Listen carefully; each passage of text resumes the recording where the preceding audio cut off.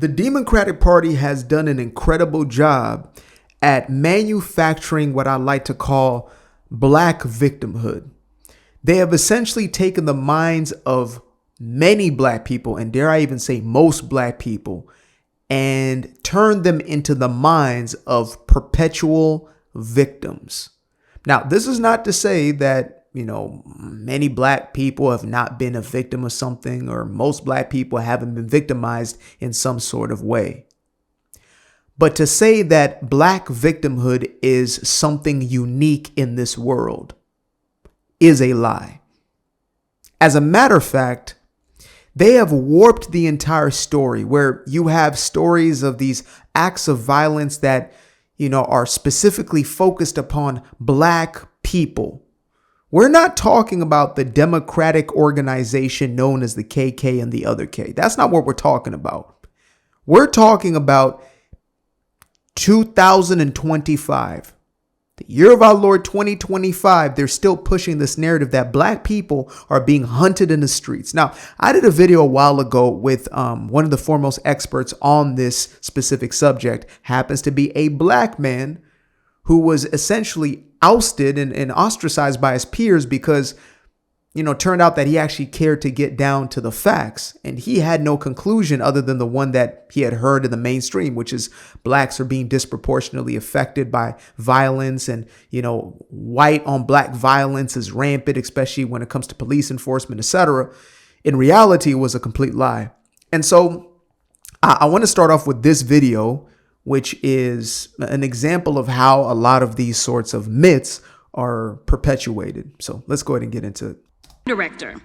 And frankly, when people sit around and say things like, oh, we're happy because now we feel safe. I don't know who feels safe in this country except for the white supremacists, because I specifically as a black woman definitely don't feel safe.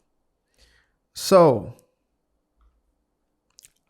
my assumption is that she is referring to President DJT federalizing Washington, D.C., essentially sending in the National Guard and sweeping the streets of a lot of its crime. I think most violent crimes are down 60 to 70%, etc. So he's done a heaven of a job.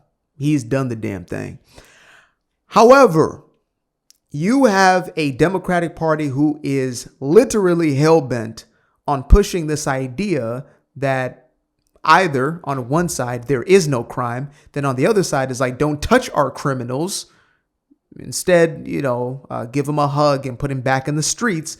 And then on the other side is like, if DJT is doing it, then it's fascism, right? If he's cleaning up the streets of crime, then it's fascism. It's like him breathing, fascism. So anyway, I want to start off with that video and then let that segue us into this right here. So this is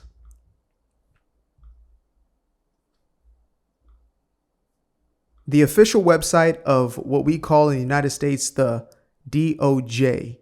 This is our Department of Justice and some of their own publications, or Office of Justice, I guess this would be falling under the Department of Justice. It is a .gov website. Now, I'll make sure to obviously link this for you guys, but look, this is supposed to be the most non-bipartisan statistics, etc. And I mean, if you have been watching the state of the United States for the last couple of decades, you know that most organizations have been infiltrated by leftists, by Marxists. So, you would expect a slant towards that, and even a lot of the information to sort of lean leftward. But just take a look at this. So this is a report on black homicide, a psychological political perspective. This was, let me see, Criminology, Volume 8. And this is a 2024 report, to be specific. So hear this. Annotation. Black homicide rates are 7 to 8 times those of whites, though blacks have a rate of poverty only 4 to 5 times that of whites. First line. Black homicide rates are 7 to 8 times those of whites in America. If that was all, that would disprove this entire idea of white supremacy being the greatest threat and the greatest danger in this country today. And let me move myself out the way so y'all can read this in real time as well. White supremacy, really. Though black homicides are 7 to 8 times more, with a population that is less than half that of white Americans. Let us continue. Today, homicide is the leading cause of death amongst young black men. More than heart attacks, more than cancer, more than obviously old age, because many don't even make it to that stage of life. More than accidents. You have homicides.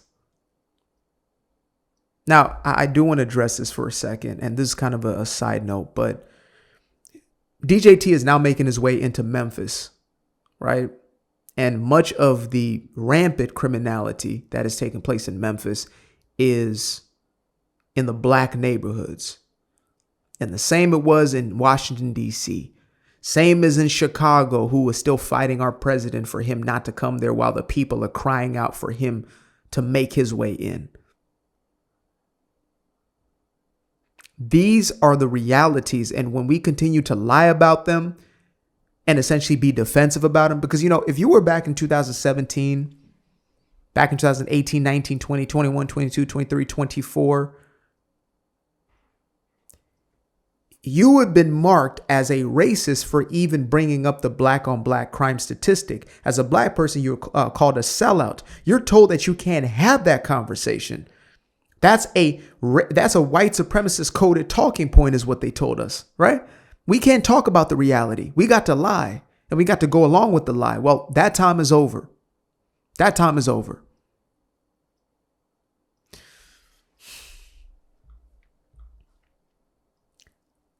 Let me see. And contribute. So today, homicide is the leading cause of death amongst young black men and contributes significantly to the shortened lifespans of black males. In about 80 to 90% of the cases, the black victim was unalived by another black. 80 to 90%.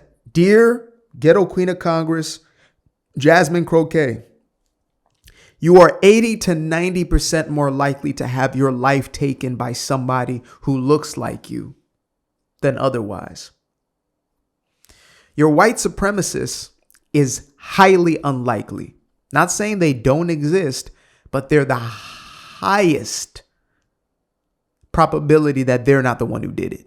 The absolute highest. It's likely going to be a Hispanic American or an illegal immigrant before it's a white supremacist. Yeah.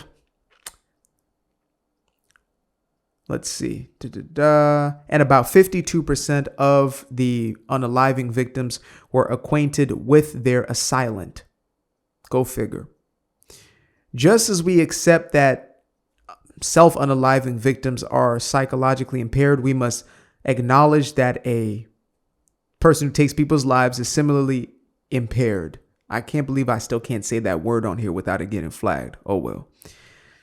And blacks, for both environmental and political reasons, are likely to reflect emotional predispositions that allow them to be more readily become a statistic. Projected self-hatred facilitates blind rage and gives. This is the Department of Justice is trying to talk about some self-hatred. And they're going to just blame it on the white man, right? Go figure. This came out 2024. Trump wasn't in office yet. So predispositions that allow them to be more ready to take a life and become a statistic. Projected self-hatred facilitates blind rage and gives. Actually, it's the opposite of blind rage. It's them seeing what they hate, which is themselves, and then taking the life of that individual. Gives the perpetrator of the violent act a sense of legitimacy and justification. In addition, blacks have been indoctrinated by a criminal justice system which places higher value on a white life than a black life. See, here we go. Here we go. While psychological studies of the taking of a life, offenders and victims is difficult and not easily quantifiable, it is important to... Okay, we got a whole lot going on outside right now. Yeah, don't mind me. My neighbor decided to come out and speak loudly on the phone right next to my window. So let us continue. Psychological, okay, boom, boom, boom. It is important to explore such variables in Black community violence. Programs focus on crime, violence, and prevention, therefore must do more than alleviate socioeconomic ills in the Black community. They must pay attention as well as to negative psychological dynamics in the Black experience that contribute to what is that internecine. Oh, that's a different one for me. I'll learn new words on here as much as anybody else. Victimization. The Black community is particular in its dire need of people taking each other's lives, prevention centers, blah, blah, blah. Okay, so 2024 publication that tells a half truth.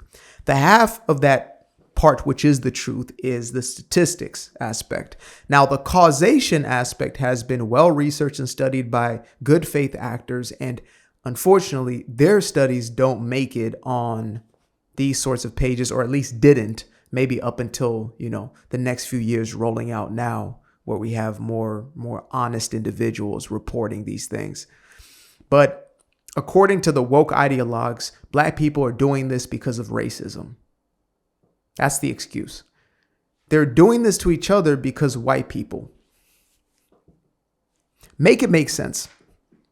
White people, racism, quote unquote, microaggressions are making Black people more violent towards one another. So there's no mentioning of the proliferation of single mother households. And somebody took offense to me speaking on mothers.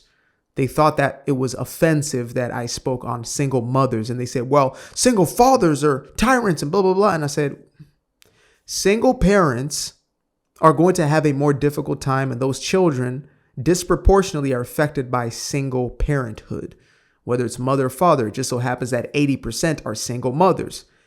And we use the statistics and the reality that is in front of us, not a make-believe one in our heads, like the leftist propagandists. Okay?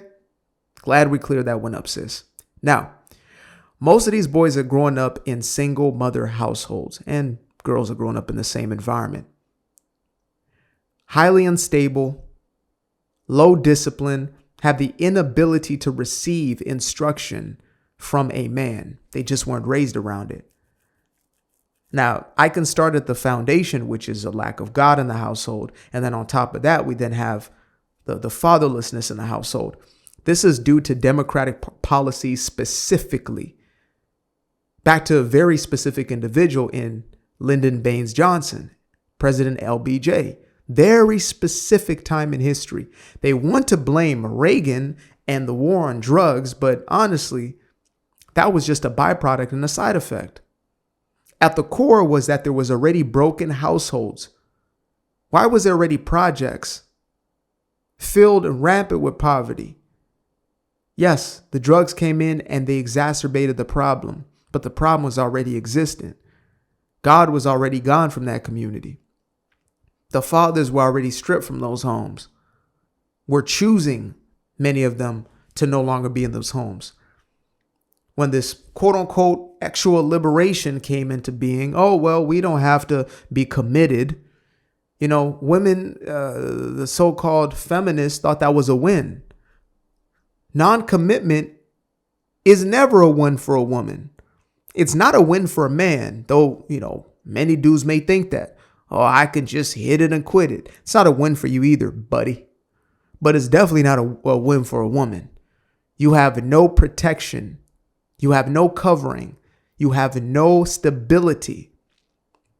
And that creates and fosters an environment where these boys and girls will end up being violent, will end up being emotionally unregulated and unstable, and the most likely to commit these heinous crimes. That's the reality. But you're a racist for pointing that part out, right? Our brother Charlie Kirk was labeled after his demise a racist. All of a sudden, he's labeled a racist because he was willing to point these facts out. Why is it so offensive for somebody to tell you the truth? Who is your father? I'll say you might be a child of the father of lies. You know, they call the devil Satan. Nah, they call him the father of lies. You have no truth in you. Is that who you are? Because otherwise, I'm confused at why you wouldn't want a solution to your greatest problems in your community. I am in awe that you would not be desperate to know why this is happening so you can fix it. Instead, you coddle it, you babysit it, you hide it, you pretend it's not happening, you curse people out for bringing it up in the first place, you call them sellouts because they're not willing to subscribe to that nonsense with you. What do you think that's going to do for you? What do you think you're getting from that? I'm talking to black folks specifically who love to, to give a hard time to anybody who brings up these facts. And you know what the irony is?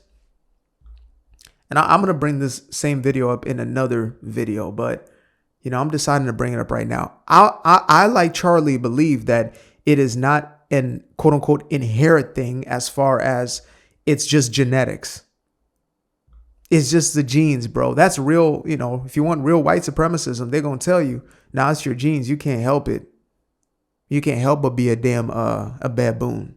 What's different between white people? This is so important. I can't break down the helix strand, but Give me one thing that white people and black people have different biologically. Don't change the question of this. Like DNA-wise, we are different. No, we're not. That's a lie. It has been disproven. Front page of National Geographic 6 months ago. Racism created by society. If you look at DNA independently in a science laboratory, they cannot distinguish between a black person or a white person if they look at just the DNA, because the only difference is the melanin.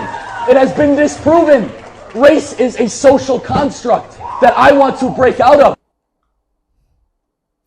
That's one of the first times I've seen Charlie that turned up.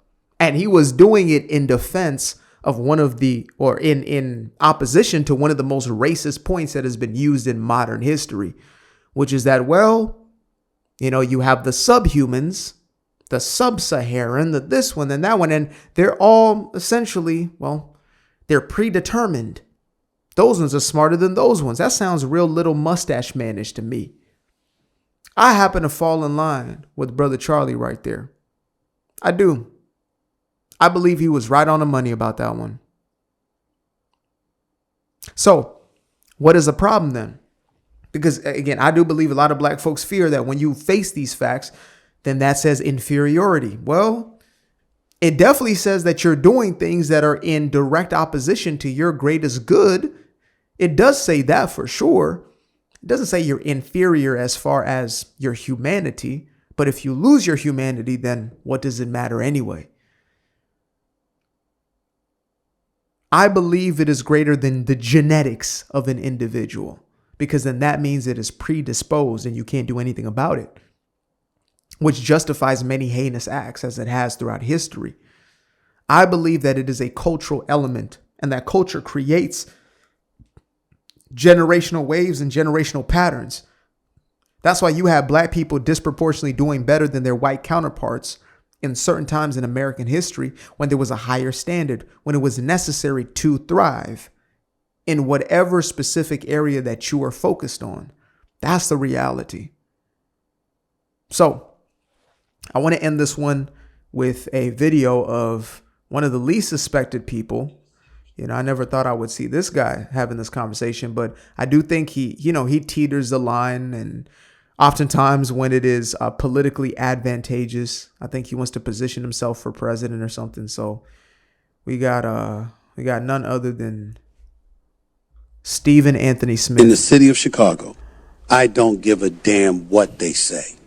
I have no problem with sending in the National Guard. They were a problem before Obama got into office when he was a junior senator. They was a problem when he was in office for 8 years as a president. They've been a problem now. And I've seen black people come on television locally and nationally crying for support, whether it's the National Guard or whatever it takes. In other words, the city of Chicago has had ample opportunity to do something about it. And I do think it's a crisis in that city.